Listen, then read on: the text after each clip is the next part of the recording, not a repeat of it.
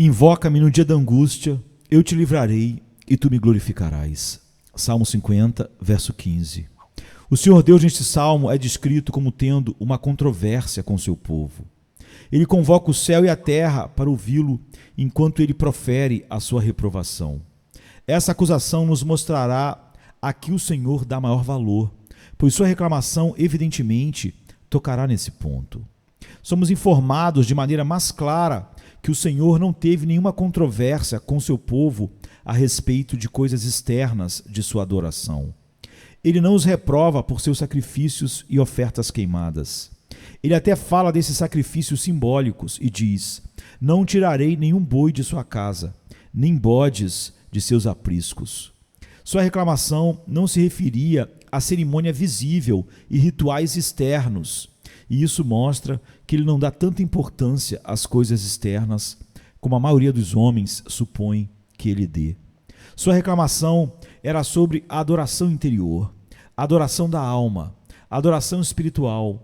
Sua reprovação foi que seu povo não oferecia ações de graças e orações e que sua conduta era tão inconsistente com suas profissões que claramente seus corações não obedeciam às formalidades exteriores dos sacrifícios. Não havia adoração verdadeira na alma. Essa era a essência da acusação contra eles. Eles eram falhos não na religiosidade visível, mas na parte interna e vital da piedade. Eles não tinham verdadeira comunhão com Deus, embora mantivessem a aparência dela em seus cultos e em suas vidas. Vemos então que a adoração do coração é a coisa mais preciosa aos olhos do Senhor. Aprendemos o que é aquela joia de valor inestimável que deve ser colocada no anel de ouro do nosso culto, se o Senhor irá aceitar esse culto realmente. Nem é difícil ver por que isso acontece, pois é claro que se um homem tivesse cumprido o ritual da velha lei ao máximo, ele ainda poderia não ser um adorador sincero de Deus. Ele pode conduzir rebanhos inteiros de suas ovelhas à porta do templo para o sacrifício, e ainda assim não sentir nenhuma reverência espiritual pelo Altíssimo, pois foi provado inúmeras vezes que a atenção mais cuidadosa e zelosa às cerimônias externas é bastante consistente com a ausência absoluta de qualquer apreensão verdadeira de Deus e amor sincero por Ele. O hábito pode manter um homem aparentemente cultuando muito depois de sua mente ter se esquecido do Senhor. Sim, a falta consciente de graça interior e vital pode levar o homem a um zelo mais intenso nas formalidades e a mais legalismo sem fim, a fim de ocultar seu defeito. Está prescrito: Israel abandonou seu Criador e construiu templos. Você poderia pensar que se ele construísse templos, ele deveria reconhecer seu Deus, mas não foi assim. Dentro desses edifícios, ele se escondeu daquele que não habita em templos feitos por mãos de homens. Sobre as dobras das suas vestes, os homens sufocam seus corações para que não vejam realmente a beleza infinita de Deus. A música fina abafa o grito da alma contrita e a fumaça do incenso torna-se uma nuvem que esconde a face do Altíssimo, em vez de realmente adorá-lo. Grandes sacrifícios muitas vezes podem ser uma oferta feita ao orgulho pessoal de um homem. Sem dúvida, certos reis que deram grandes contribuições para a casa de Deus o fizeram para mostrar sua riqueza ou para mostrar sua generosidade. Vemos um pouco do espírito de Jeú, que disse a Jonadab, o filho de Racabe: venha comigo e veja o meu zelo pelo Senhor. Um grande sacrifício pode não ser nada mais do que um lance de popularidade e, portanto, uma oferta ao egoísmo e à vaidade. Com tais sacrifícios, Deus não ficaria satisfeito. Ai de mim, quão fácil é contaminar a adoração a Deus e anular sua qualidade até que, como leite azedo, possa ser totalmente rejeitado. Tenho certeza de que você sabe muito bem que pode ser assim na forma mais simples de adoração pública como a nossa. Por mais simples que seja o nosso modo de culto, há espaço para o eu. Os cantores podem erguer suas doces vozes para que outros possam ouvir o quão charmosamente e belamente eles cantam. Os ministros podem pregar com graciosa eloquência para que sejam admirados como os homens que são modelos de linguagem primorosa. Os crentes podem até orar com devoção para que seus irmãos cristãos vejam como eles são graciosos e espirituais. Ai de mim! Essa mácula do eu pode surgir em toda e qualquer parte do culto exterior e transformar a adoração a Deus em uma ocasião para a autoglorificação. Assim Belsazar bebe dos vasos do santuário, enquanto os compradores e vendedores transformam o templo em um covil de ladrões. Não admira, portanto, que Deus olhe com uma satisfação escassa.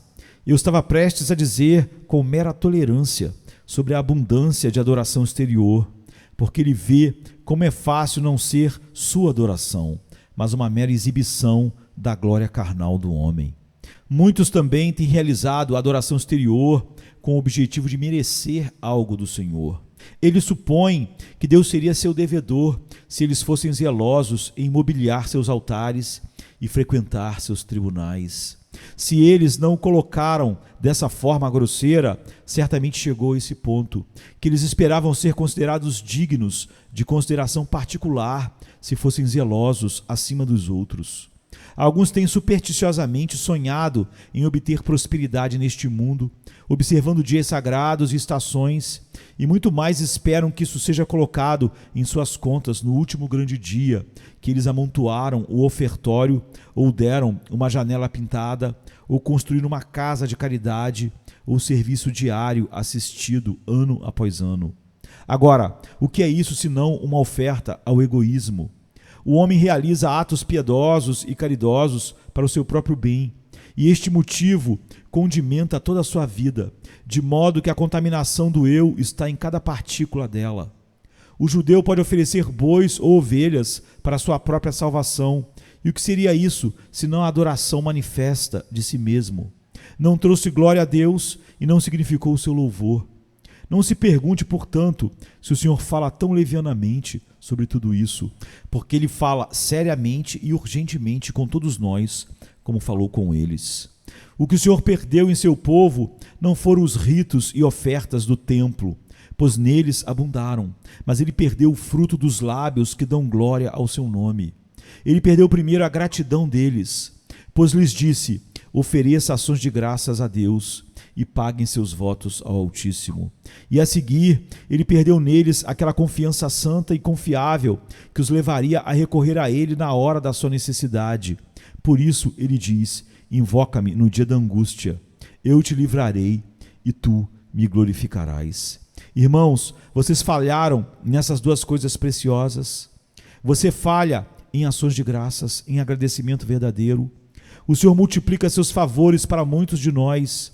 Multiplicamos nossos agradecimentos, gratidão verdadeira. A terra devolve uma flor para cada gota de orvalho. Somos igualmente receptivos à misericórdia abundante.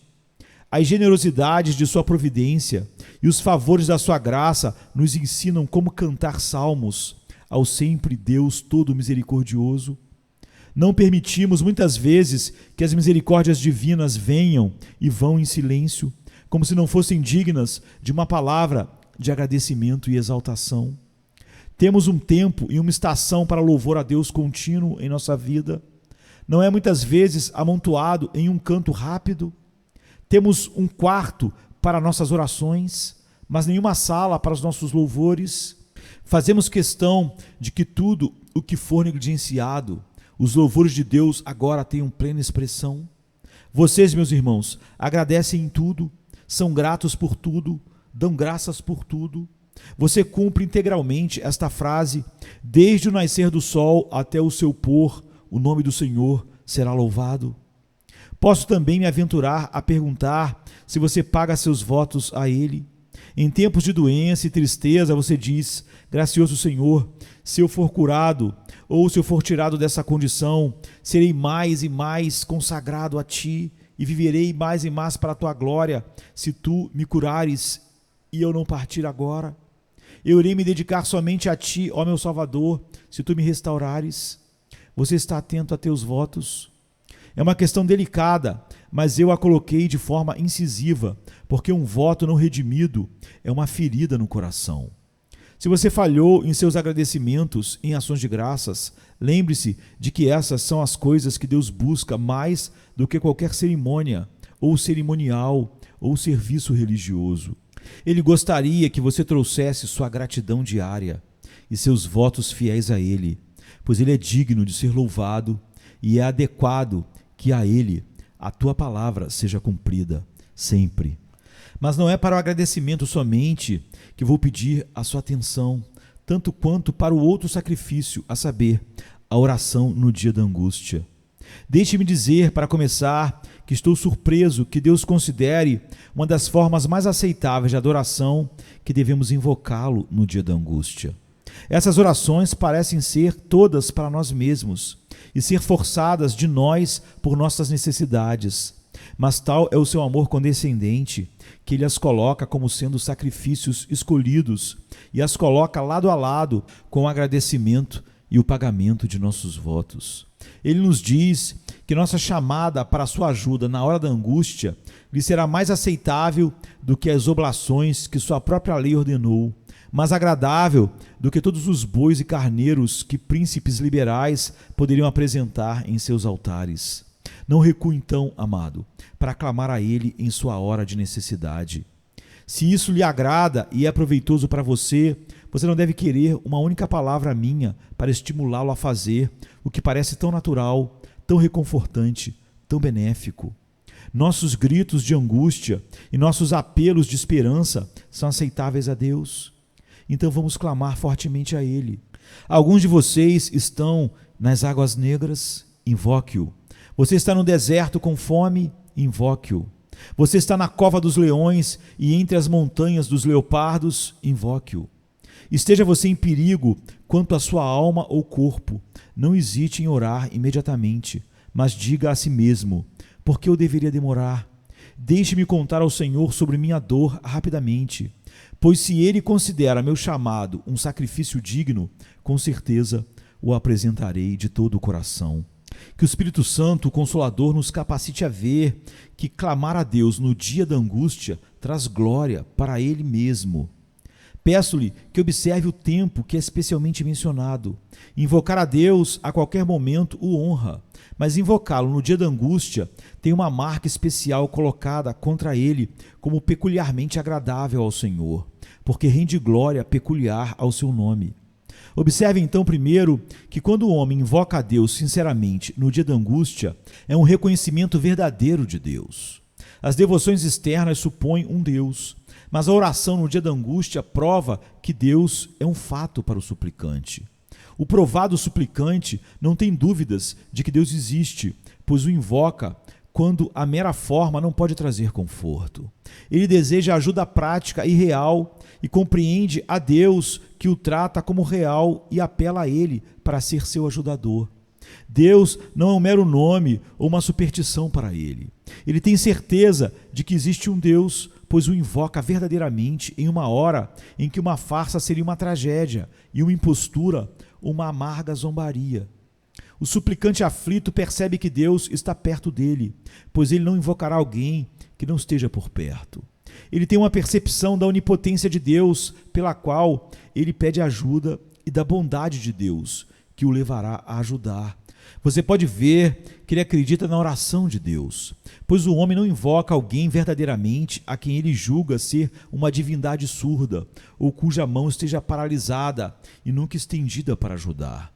O homem que verdadeiramente invoca a Deus no dia da angústia, evidentemente possui uma crença real e sincera na existência de Deus, em sua personalidade, em seu poder, em sua condescendência e em sua contínua interposição ativa nos assuntos dos homens. Caso contrário, ele não iria invocá-lo.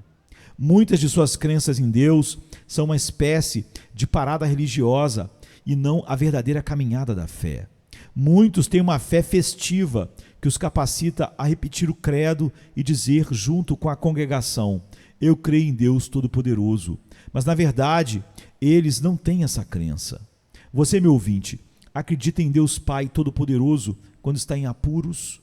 Você vai ao grande Pai nessas ocasiões e confia nele e espera a ajuda dele? Este é um trabalho real e não uma brincadeira hipócrita. Há um metal sólido sobre a fé que segue o Senhor na escuridão. Clama a Ele quando a vara está em sua mão e olha para ele não em busca de conforto sentimental na prosperidade, mas em busca de ajuda substancial nas adversidades amargas.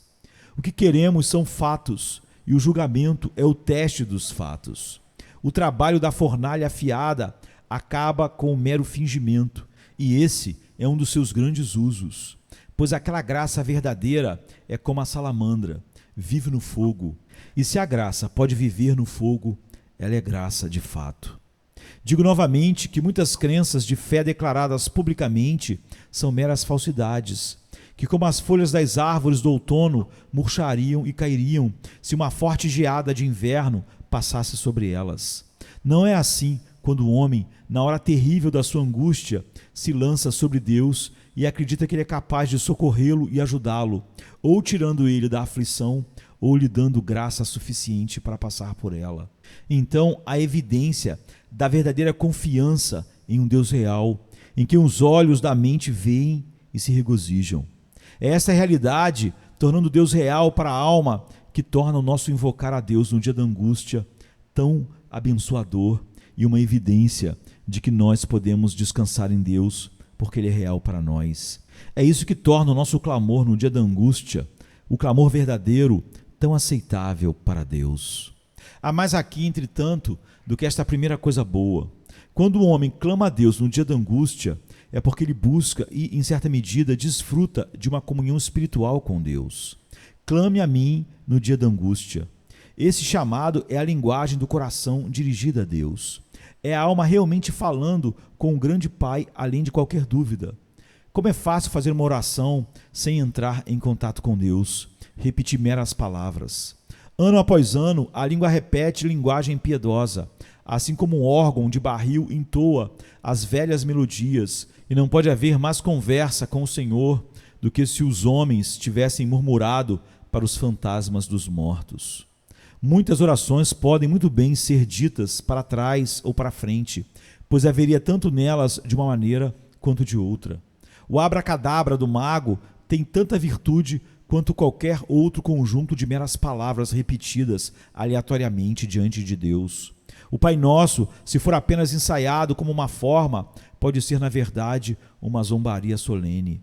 Mas a verdadeira oração no dia da angústia é um discurso honesto com Deus, ou pelo menos um desejo sincero nessa direção.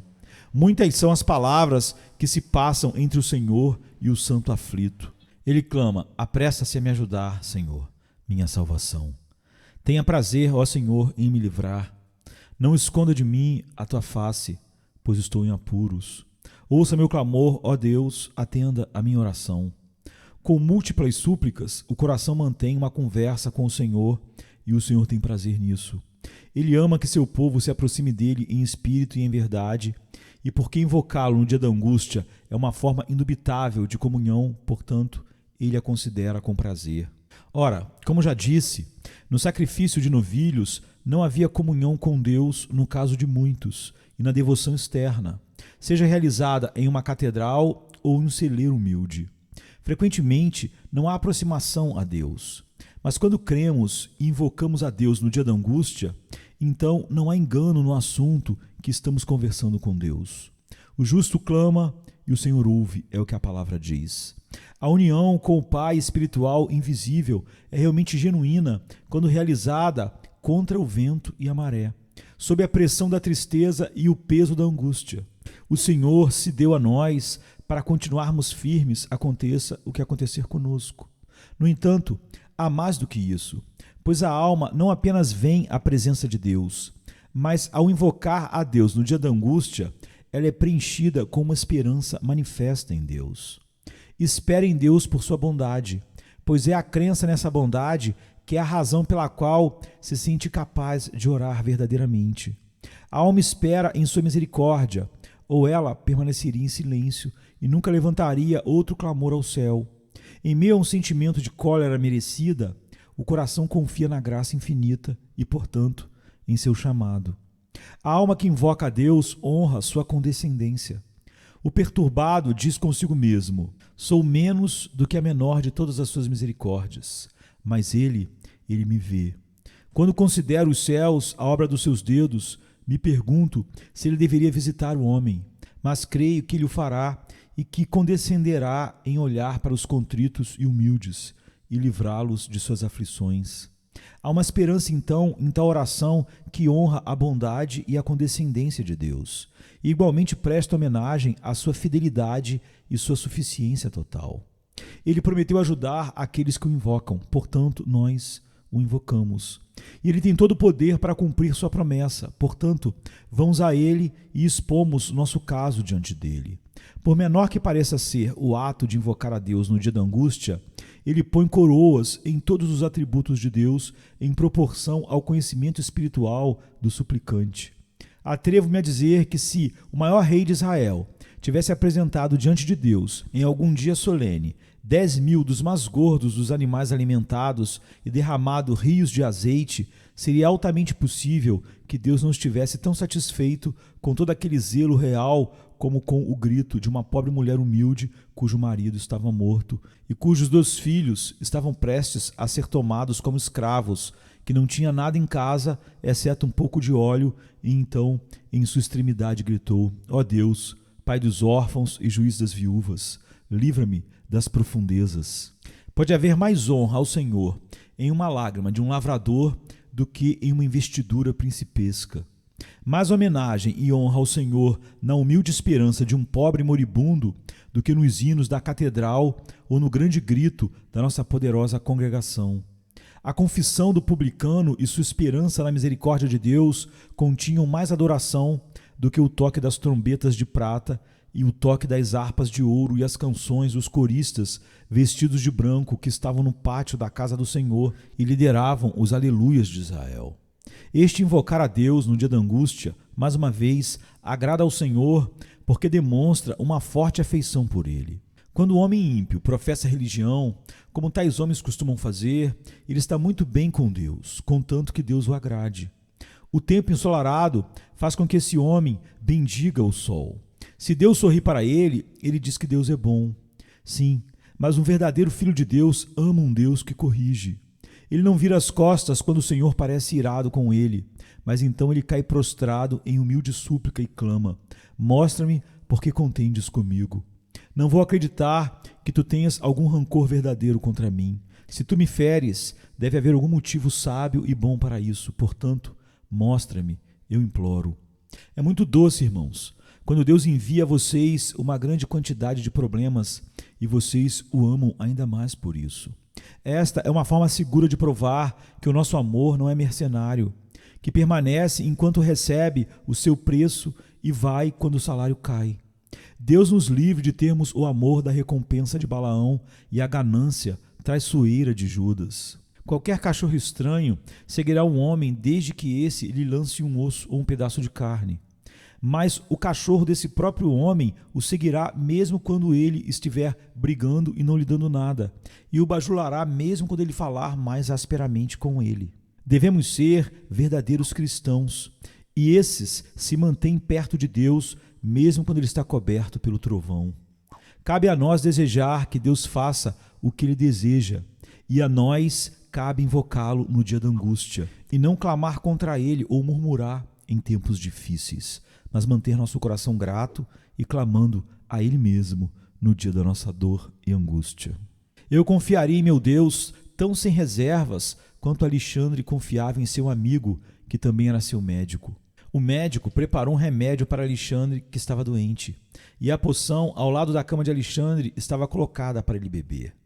Pouco antes de começar a beber, foi-lhe entregue uma carta na qual era avisado de que seu médico havia sido subornado para envenená-lo e misturara veneno com o remédio. Alexandre leu a carta e chamou o médico à sua presença. E quando ele entrou, Alexandre imediatamente bebeu o copo de remédio e entregou a carta ao amigo. Que grande confiança era essa! Arriscar sua vida pela fidelidade do seu amigo. Esse homem pode muito bem ter amigos. Ele não deixaria o acusado saber da calúnia até que tivesse provado, além de todas as disputas, que ele não acreditava em uma palavra daquilo. Nosso Pai Celestial em Cristo Jesus não é digno de uma fé ainda mais grandiosa? O diabo me diz, meu Deus, que esta aflição que estou sofrendo me fará mal. Eu não acredito nisso. Nem por um momento acredito, e para provar que não tenho suspeitas, aceito com alegria em tuas mãos. Alegro-me e me regozijo com isso, porque o Senhor o ordenou e peço que faça com que funcione para o meu bem duradouro. Eu tomarei o amargo das tuas mãos, assim como o doce, e o fel será como mel para mim. Se agirmos assim, estaremos imitando a paciência de Jó, quando sua esposa lhe disse para amaldiçoar a Deus e morrer. O que ele disse? Você fala como uma louca. O quê? Receberemos o bem das mãos de Deus e não receberemos o mal? Me parece que não podemos glorificar a Deus melhor do que invocá-lo no dia da angústia, e assim mostrar que não acreditamos mal dele ou suspeitamos dele por erro ou maldade. Vamos mais longe e temos a certeza de que a sabedoria infalível e o amor infinito estão na base de todas as provações que afligem nosso espírito. Por isso, glorificamos ao Senhor. Há em conexão com essa afeição apegada uma confiança mais inabalável. Aqueles que invocam a Deus no dia da angústia ficam quietos, inabaláveis, e permanecem em plena certeza quanto ao Senhor em quem confiam. Ó perturbado, não fique agitado. Não fuja para os outros, mas invoque a Deus com serena fé. Não se sente em silencioso desespero e irritação, mas invoque a Deus. Não se enfureça em um estado de espírito taciturno, nem fique de mau humor, mas invoque o Senhor como alguém que não pode ser levado a praguejar ou a murmurar, mas se entrega à oração. É uma coisa abençoada quando podemos dizer: embora ele me mate, eu confiarei nele, como fez Jó. E podemos sentir que, aconteça o que acontecer conosco, nunca iremos partir de nossa firme convicção de que o Senhor é bom e sua misericórdia dura para sempre.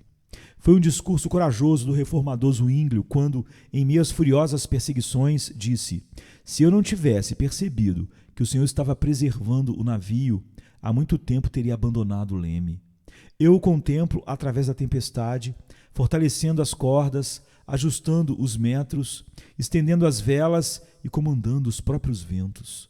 Não deveria eu, então, ser um covarde e indigno do nome de um homem se abandonasse o meu posto? Eu me comprometo totalmente com sua bondade soberana. Deixe-o governar, deixe-o apressar ou atrasar, deixe-o nos mergulhar no fundo do abismo, não temeremos nada. Essa é a palavra que eu admiro.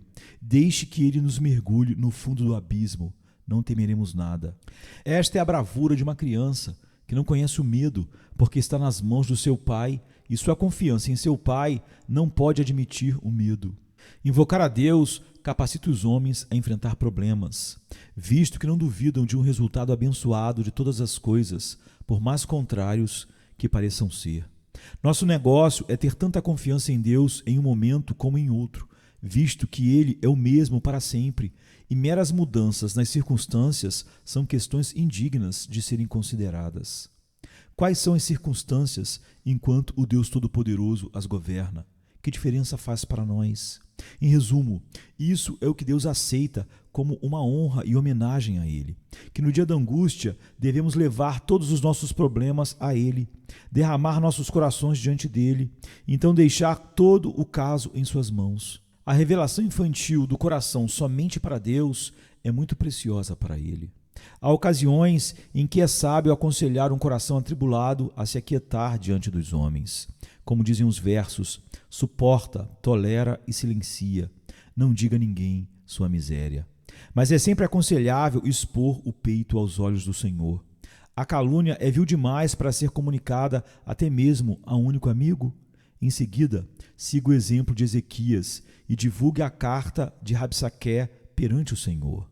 A provação é muito severa, visto que outros são obrigados a sofrer com você e, portanto, voltados a falar amargamente contra você. Então imite Davi em Ziglag e encoraje-se no Senhor seu Deus. Não esconda nada, não reserve nada, conte tudo e então confie em tudo. Depois de colocar o fardo diante do Senhor, deixe-o com Ele. Faça tudo o que puder fazer, que a prudência possa ditar ou sugerir o bom senso. Mas ainda faça somente do Senhor o seu esteio, seu broquel, seu escudo, sua fortaleza, sua torre forte. Diga a si mesmo: minha alma, espere apenas em Deus, pois dele vem a minha salvação. Se você puder fazer isso, não uma ou outra vez, mas por toda a sua vida, você glorificará muito ao Senhor. E em sua santa confiança e fé infantil, o Senhor terá tanto prazer quanto nas harpas de ouro que ressoam seus louvores perfeitos no céu. Se pudéssemos reproduzir Jó e Enoque em uma pessoa só, o santo paciente que anda continuamente com Deus, deveríamos realmente mostrar a glória de nosso Pai Celestial. E por que não? Bendito Espírito de Deus, tu podes nos fazer chegar a esse ponto. Um crítico pode dizer com desprezo: é uma coisa muito natural para um homem clamar a Deus no dia da dificuldade e certamente uma coisa egoísta correr ao Senhor porque você precisa da sua ajuda. Além disso, diz outro, deve ser uma oração muito superficial que tal pessoa oferece, e a fé em circunstâncias difíceis é uma virtude muito elementar. Mas, meus irmãos, ouçam, certamente o Senhor sabe melhor o que o agrada. E se Ele declara prazer em clamarmos a Ele no dia da angústia, por que devemos contestá-lo? É assim, pois Ele disse que é assim. Quanto a nós, que não ousamos levantar tais sofismas, não nos deixemos comover por eles, mas continuemos a invocá-lo no dia da angústia e certamente glorificaremos o seu nome. Invoca-me no dia da angústia, eu te livrarei e tu me glorificarás. Salmo 50, verso 15. Venha se cansado estás, e eu descanso darei.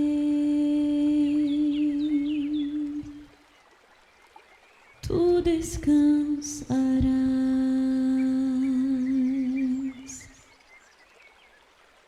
Venha a mim se não tens paz, e eu darei paz sem fim.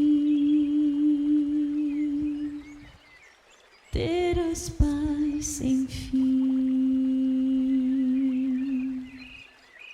O meu jugo é leve, o meu fardo graça dá.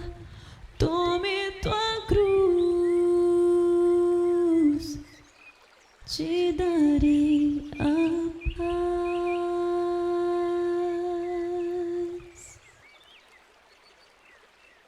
Venha o aflito e lhe darei paz,